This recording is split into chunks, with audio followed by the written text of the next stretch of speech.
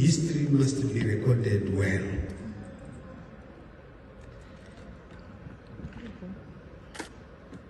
He has become Chief Justice of the Republic of Zimbabwe because of one thing, that is the son of the soil, he is a liberator.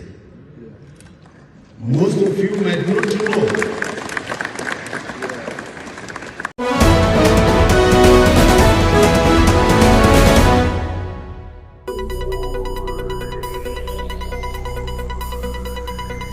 Muri Zimbabwe ave mangwanani akanaka emusi wechishanu 15 May 2026 kusangana zvekare kwatiri kuita pano paMbire TV patinokupakurirai nhau dzezviri kuitika munyika yedu yeZimbabwe. Right, valuko Malaba vakaritaya makore 45 vachishandira hurumende yenyika yeZimbabwe, vachishanda munhau dzematare edzimhosva munyika yedu yeZimbabwe, apo keriya yavo yakava nekutaurika nekuonekwa kwakasiyana-siyana nekuda kwenhaurwa dzezvematongerwo enyika. Valuku Malaba vanopomedzerwa mhosva dzakasiyana-siyana dzekusatonga, dzekusabata zvakanaka, kunyanya mapato anopikisa hurumende, kushungurudzwa nekumbunyikidzwa kwaiita vanopikisa hurumende yenyika yeZimbabwe. Vanozivikanwa zvikuru panyaya yecourt challenge yakaitwa navaNelson Chamisa mugore ra2018 apo bato reZANU-PF vaEmerson Mnangagwa vakakunda musarudzo dzinova dzine kupondwa kwakaitwa vanhu vakati wandei. Bato reMDC rikakwidza nyaya iyi kudare redzimhosva, asi vaMalaba zvisinei nekuti paiva neumbowo hwekubiridzirwa kwesarudzo, vaMalaba vakaenderera mberi nekurasa chikumbiro chavaNelson Chamisa nebato ravo reMDC, uyezve nemamwe marulings akasiyana-siyana anosanganisira yekuextenda retirement age yemajudges from 70 to 75, chinangwa chiri chekuti ivo varambe vari pachigaro. Ndo mashoko amhuri yeZimbabwe. Asi nezuro farewell party yavo yakaitwa muguta reHarare, Vice President Chiwenga vakavavo nekutura mashoko avo akakosha apo vakazivisa ruzhinji rwenyika yeZimbabwe kuti vaMalaba murwi wehondo yerusununguko zvisingazivikanwe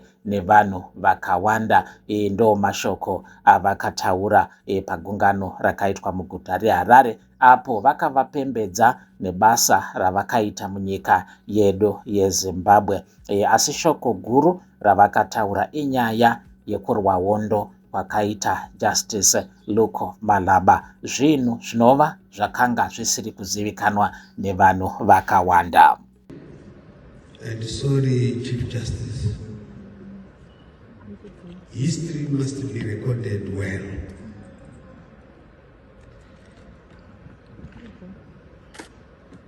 He has become Chief Justice of the Republic of Zimbabwe because of one thing, that is the son of the soil, he is a liberator.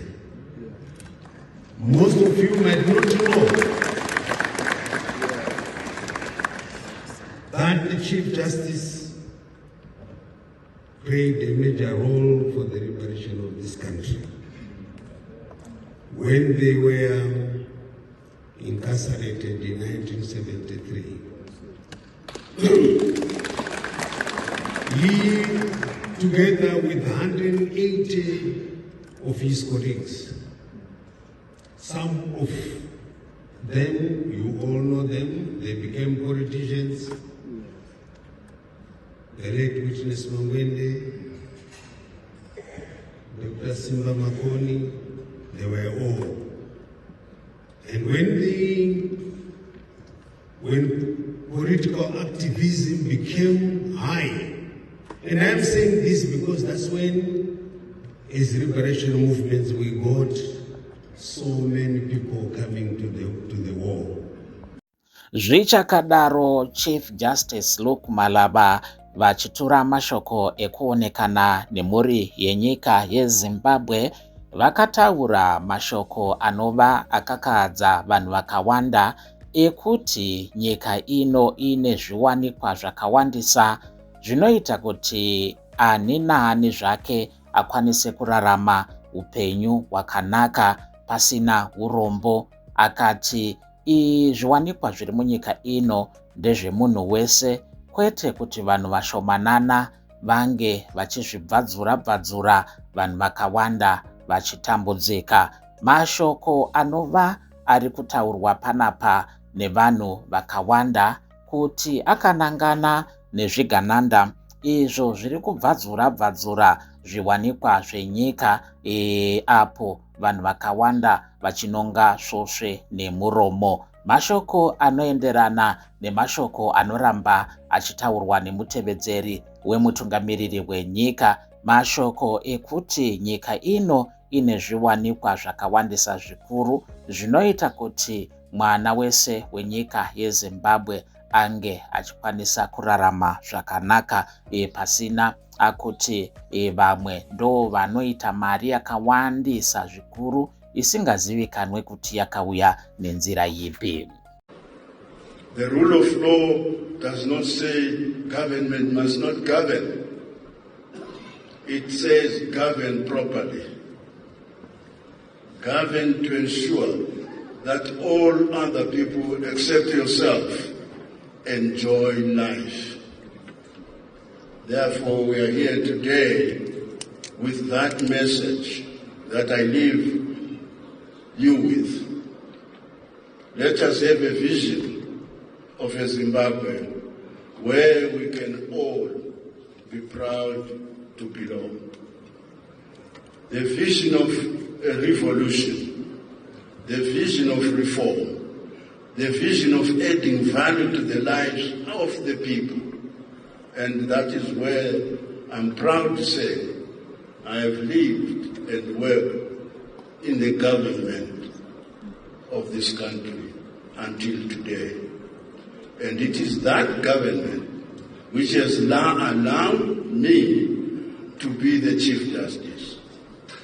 There are no rules, there's no definition of what a Chief Justice should do. There's no book that tells you what a Chief Justice should do.